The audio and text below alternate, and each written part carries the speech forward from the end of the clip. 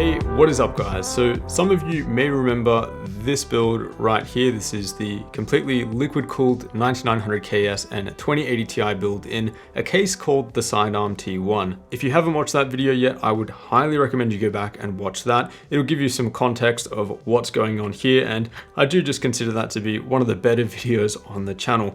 One of the current problems with the build though is that the GPU fittings are a little bit too tall. So the side panel on the GPU side doesn't actually close because they do extend beyond the case. However, we do have a solution for that today. This is EK's terminal fittings. They mount directly on top of the water block, so the fittings go vertically instead of sort of mounted directly on the side. You'll see what I mean when I install these in just a second. But yeah, so far the system has been excellent apart from not getting that side panel on. I haven't done any real thermal testing for the system just yet, but just by playing some games and while editing videos and just monitoring some things on the side, thermals look about on par with my previous system, which was a liquid cooled Ghost S1. That system was just slightly bigger than this one, but it was a little less ventilated. I will also mention that I did install the incorrect radiator that was sort of designed around this case. So the radiator that I installed in there is AlphaCool's ST30, and the designer of the case actually recommended that I installed the LT240, which is quite a bit slimmer than the one that I've got in there. I believe it's 25 mils compared to the 30 mil one that I've got in there at the moment. So that's why we had the majority of the compatibility issues for the initial build. But one thing I will say is that the pump noise is a lot more apparent than compared to my previous build in the Ghost S1. So with this build, the pump is actually facing me. It's on the left side of the build. And since the case is more ventilated than my previous build, I can definitely hear that pump noise a lot more. So one thing that I want to focus on today is a pump noise benchmark, or a pump speed benchmark. That is, how fast do I need to spin the pump to actually get good thermals out of this system? So enough talking, let's roll the intro and get to installing these new fittings.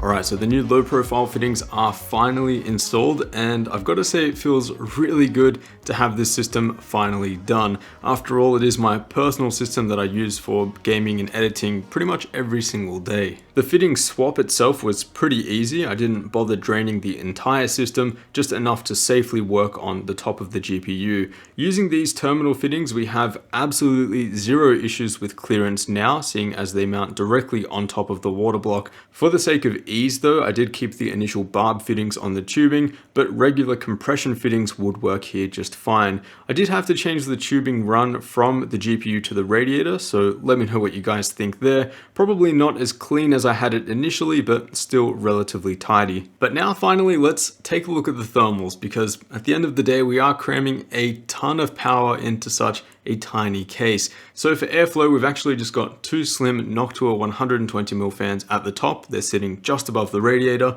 They're pulling fresh air through the side panels up into the radiator and then exhausting that hot air through the top panel. We're keeping the interior nice and cool as opposed to dumping a ton of heat into it and warming up other components like the drives and the power supply. So let's start with GPU thermals, seeing as the RTX 2080 Ti does demand quite a bit of cooling, and here I just wanted to show how effective undervolting can be for a build like this.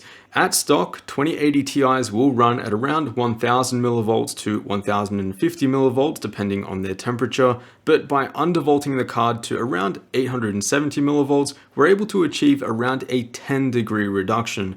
By reducing the voltage of the card, we're able to reduce its power draw by about 20%, and this is what effectively gives us those significant temperature reductions. This 2080 Ti sample can still run fairly typical boost clocks too. At stock, it'll naturally boost to around 1880 MHz, but with the undervolt I've set, it just runs 20 MHz lower. Overall, virtually zero performance penalty by undervolting here, but a much more power efficient and cooler running GPU. I will note that this was with the radiator fan speed set to 1800 RPM, but more on this in just a minute. Next, let's take a look at the pump speed comparison that I mentioned at the start of the video. So the pump that I've got in there running the entire loop is AlphaCool's Ice Bear LT Solo. It's technically designed for just modular and expandable AIOs, but I found this to work perfectly when it comes to small custom loops as well.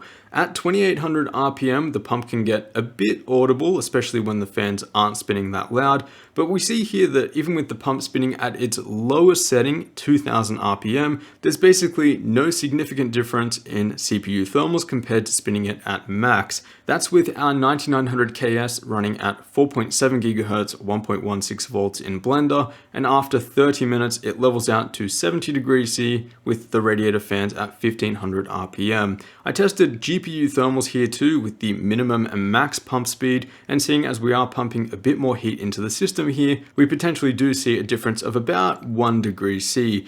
But with all of this in mind, I'm going to set the pump speed to top out at 2400 RPM during full gaming loads. Definitely no point in running it at max speed with that increased noise. But for fan speed, the slim Noctuas that I've got in there top out at 1800 RPM, and they do definitely get a little bit audible at that range. Having said that, this system does benefit from fan speed quite a lot. Comparing 1800 RPM versus 1400 RPM, we're looking at around a 7-degree difference for the GPU. With the fans at 1400 RPM and 62 degrees C, we are still within a very safe range though, and the trade-off there for reduced noise levels is definitely worth it in my opinion. But something that I was really curious to compare was this system versus my previous system in the Ghost S1, seeing as they are very similar, both sandwich layout cases, both with the radiator up top. The only real difference is that the Ghost S1 is less ventilated and 2 liters larger, but to that system's credit, it was running full-sized fans versus the slim fans that we have in this build. And looking at GPU thermals here, things are looking about the same. If anything, maybe the Sidearm T1 build runs a couple degrees warmer when you equate for noise and fan speed. I am definitely happy with that trade-off though. This build feels a lot cleaner and stealthier overall. So for actual use, I've got a fan curve set in place based off of the CPU temperature, and the goal here was to have those fans sitting at 1200 RPM under full gaming load. After about an hour of playing some Apex, the 2080 Ti was hovering at about 60 degrees C, with the 9900 KS sitting at about 70. Now, I could no doubt get those thermals down a bit more, but the main goal for the system was to run it as quiet as I could, while thermals were still within a safe range. It makes no difference to me whether the GPU is running at 50C or 60C, but the fan speed and noise levels between those two values are noticeable, and personally I do prefer the quieter but slightly warmer operation. Speaking of noise, here's an idea of what the system sounds like at full gaming load with the fan spinning at around 1200 RPM.